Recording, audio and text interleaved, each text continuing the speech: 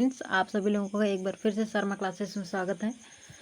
आज हम लोग देखेंगे यूपी ट्रिपल एस सी पेट के लिए जी के क्वेश्चन। ठीक है, घटना चक्र से मैं क्वेश्चन सॉल्व कर रही हूँ। तो घटना चक्र का मैंने बुक से प्रैक्टिस सेट से फोटो लिया है, उसी को आज हम लोग कंटिन्यू करेंगे। ठीक है, घटना चक्र बहुत ही अच्छी बुक है प्रैक्टिस के लिए। आप चाहें तो उससे भी कर सकते हैं, बट सुनने वाली चीज़ें ज़्यादा दिन तक याद रहती हैं, जल्दी दिमाग में फिक्स होती हैं। ठीक है, चलिए फिर हम स्टार्ट करते हैं। आप लोग चैनल पर नया है तो सब्सक्राइब करके बेल आइकन प्रेस कर लीजिए। लाइक शेयर तो आप बाद में भी कर सकते हैं, बट कर देंगे तो ज़्यादा अच्छा होगा। ठीक है, चलिए हम क्वेश्चन पर आते हैं।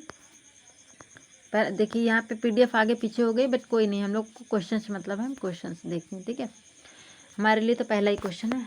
क्वेश्चन क्या है हमारे पास? किस ग्रह के चारों ओर वलय हैं? पृथ्वी के, मंगल के, शनि के या बुध के? कह रहा ग्रह, आप लोगों ने ग्रह पढ़े होंगे। ग्रह कितने हैं? बुध, शुक्र, पृथ्वी, मंगल, बृहस्पति, शनि, अरुण, वरुण। कितने हैं कुल? कुल कितने हैं? 8। ठीक है, ग्रहों की संख्या कितनी है? 8 हैं। बुध, शुक्र, पृथ्वी, मंगल, बृहस्पति, शनि, अरुण, वरुण। ये सूर्य से दूरी का क्रम है। ठीक है, सूर्य से सबसे पहले बुध है, फिर नज़दीक है, फिर बुध, शुक्र, पृथ्वी, मंगल, ऐसे। ठीक है, आप लोग इसको याद कर लीजिए, कभी कभी क्रम लगाने के लिए भी आ जाता है।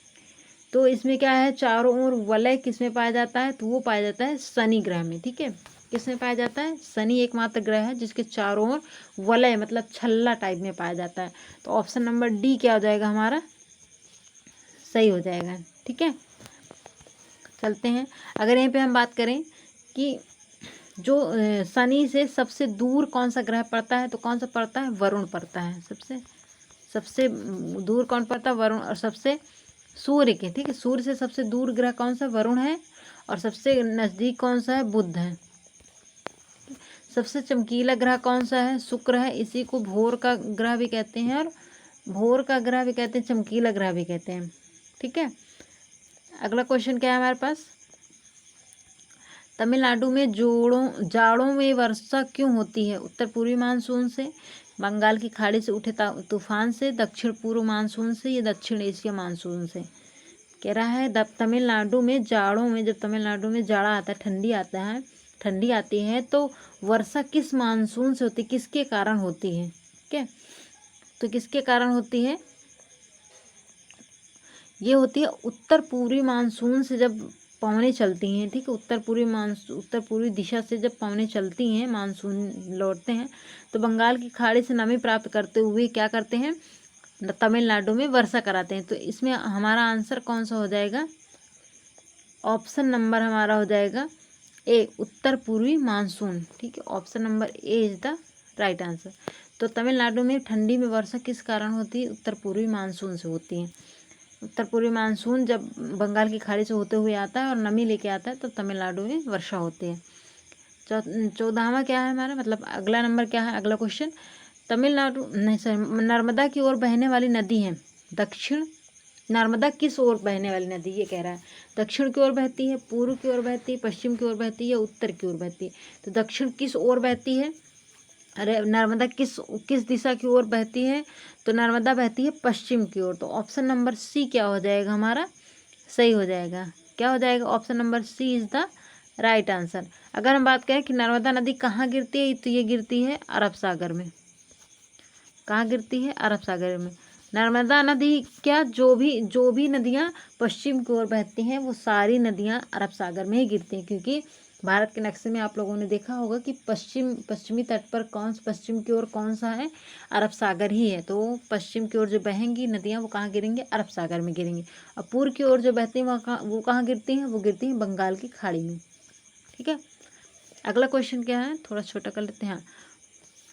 भारत वन स्थिति रिपोर्ट 2021 के अनुसार भारत में कुल वनावरण क्षेत्र है। देखिए, करंट अफेयर्स स्टैटिक्स इसको कह सकते हैं। ठीक है, करंट अफेयर्स से रिलेट करके स्टैटिक जीके बनाया है। भारत वन स्थिति रिपोर्ट 2021 के अनुसार देश में कुल वनावरण क्षेत्र है 21.71%, 22.72%, 26.59%, 19.51%। तो कितने परसेंट 2021 की स्थिति के अनुसार कितने परसेंट बताया गया था?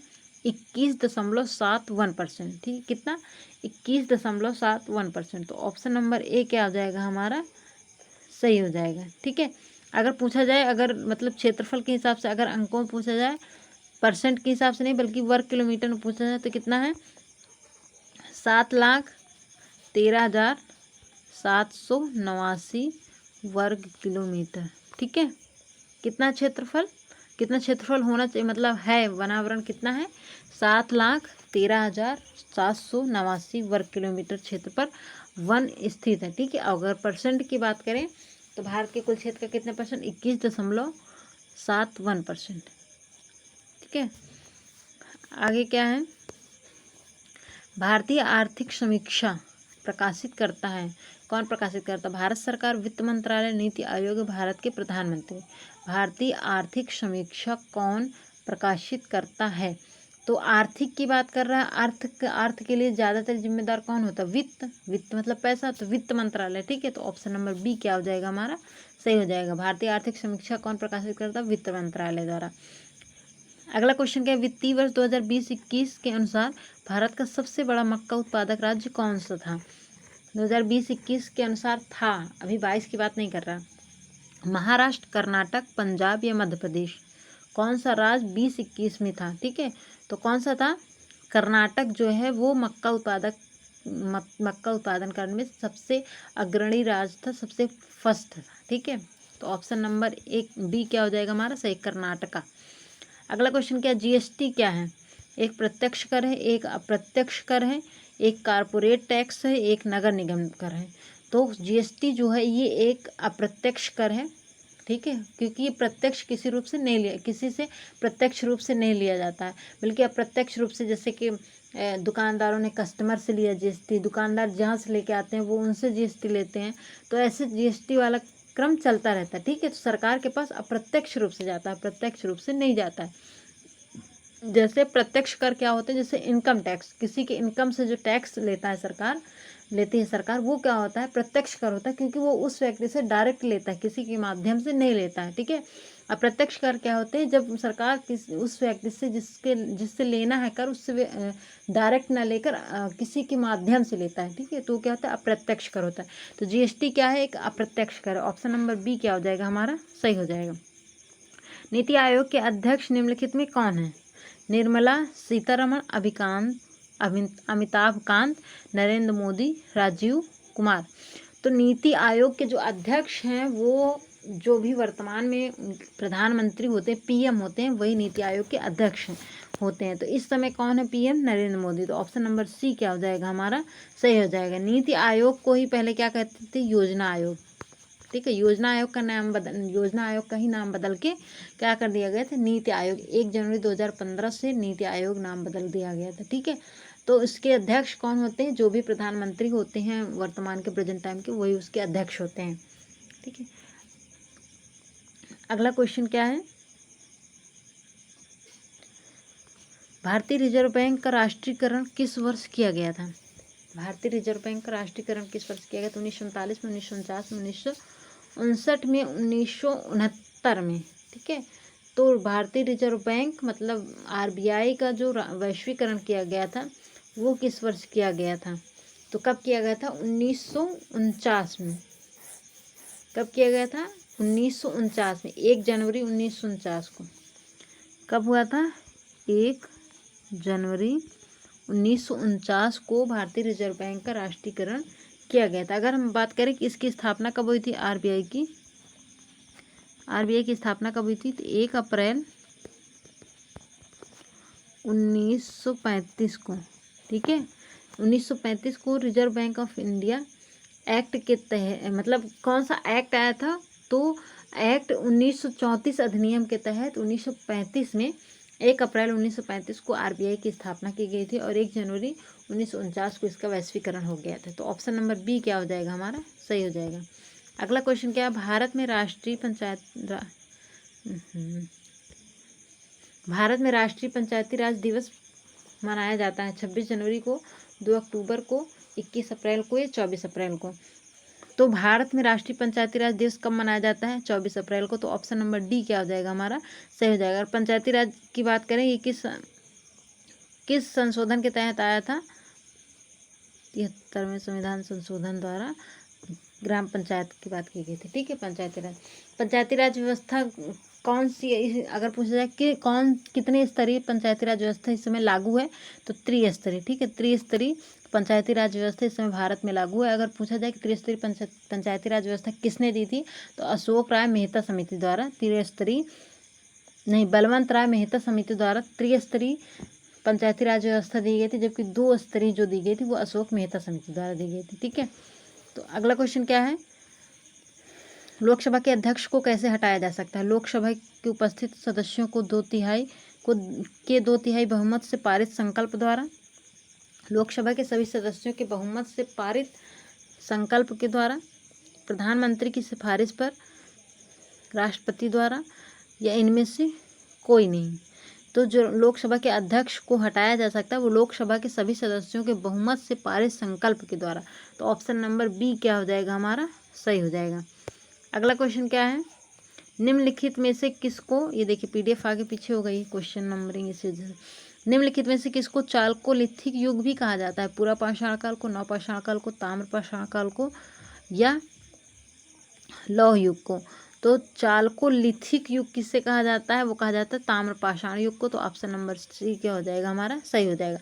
हर्षचरित नामक पुस्तक किसने लिखी थी, बहुत फेमस पुस्तक है। आर्यभट्ट ने लिखी थी, बाणभट्ट ने लिखी थी, विष्णुगुप्त ने लिखी थी, परिमल गुप्त ने लिखी थी। तो हर्षचरित के रचयिता कौन है, बाणभट्ट है। तो ऑप्शन नंबर बी क्या हो जाएगा हमारा, सही हो जाएगा।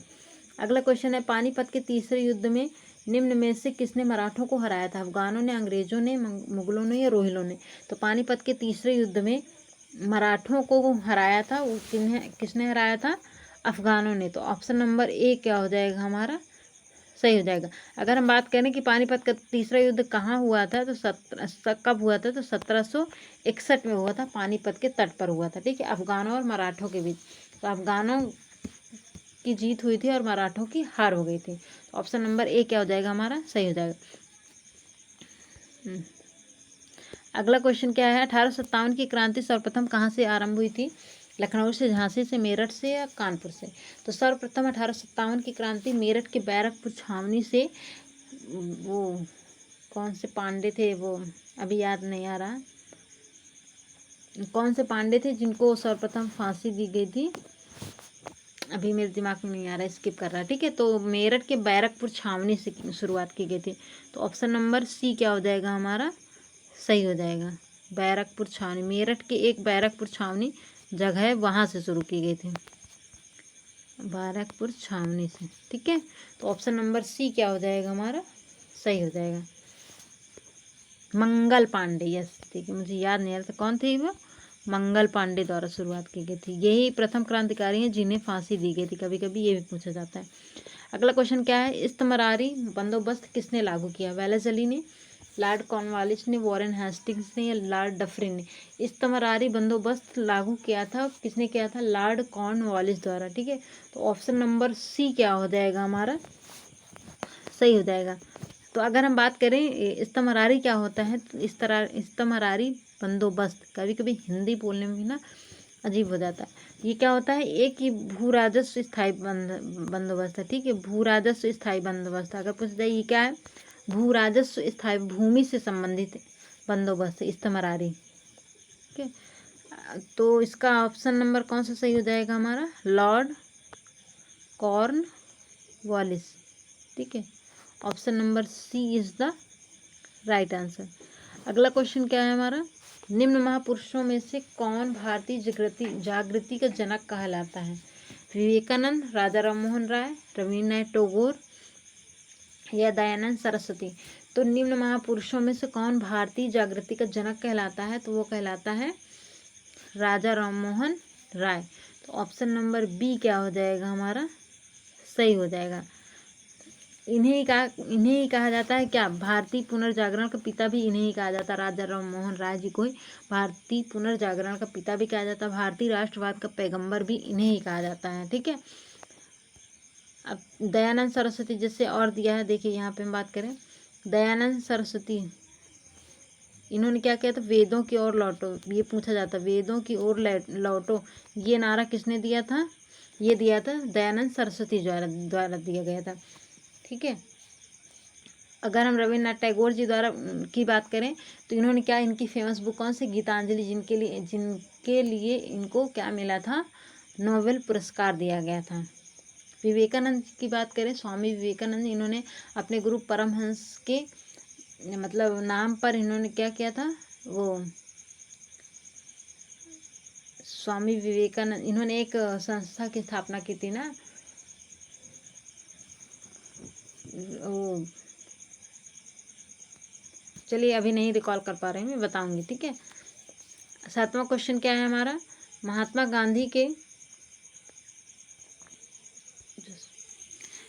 गांधी ने 1930 में सविनय अवज्ञा आंदोलन कहाँ से आरंभ किया था, सेवाग्राम से, दांडी से, सूरत से या वर्धा से। तो 1930 में सविनय अवज्ञा आंदोलन महात्मा गांधी जी ने कहाँ से स्टार्ट किया था, वो किया था उन्होंने दांडी से। तो ऑप्शन नंबर एक तो ये आ जाता है, एक सेकेंड इसको मैं सही कर देती हूँ। ऑप्शन नंबर बी क्या हो जाएगा हमारा, सही हो जाएगा, ठीक है। अगला क्वेश्चन क्या है, अगला क्वेश्चन है 1904 में क्रांतिकारी संगठन अभिनव भारत संगठित किया गया था, कहाँ संगठित किया गया था अभिनव भारत, जो 1904 में क्रांतिकारियों द्वारा गठित किया गया था, उड़ीसा में, बंगाल में, उत्तर प्रदेश में या महाराष्ट्र में। तो कहाँ गठित किया गया था, महाराष्ट्र में। तो ऑप्शन नंबर डी क्या हो जाएगा हमारा, सही हो जाएगा। अगला क्वेश्चन क्या है, निम्नलिखित में से किस एक ने सुभाष चंद्र बोस को देश नायक कहा था, महात्मा गांधी ने, राम मनोहर लोहिया ने, रविन्द्रनाथ टैगोर ने या सरदार वल्लभ भाई पटेल ने। तो देश नायक किसने कहा था, रविन्द्रनाथ टैगोर जी ने। ऑप्शन नंबर सी क्या हो जाएगा हमारा, सही हो जाएगा, ठीक है।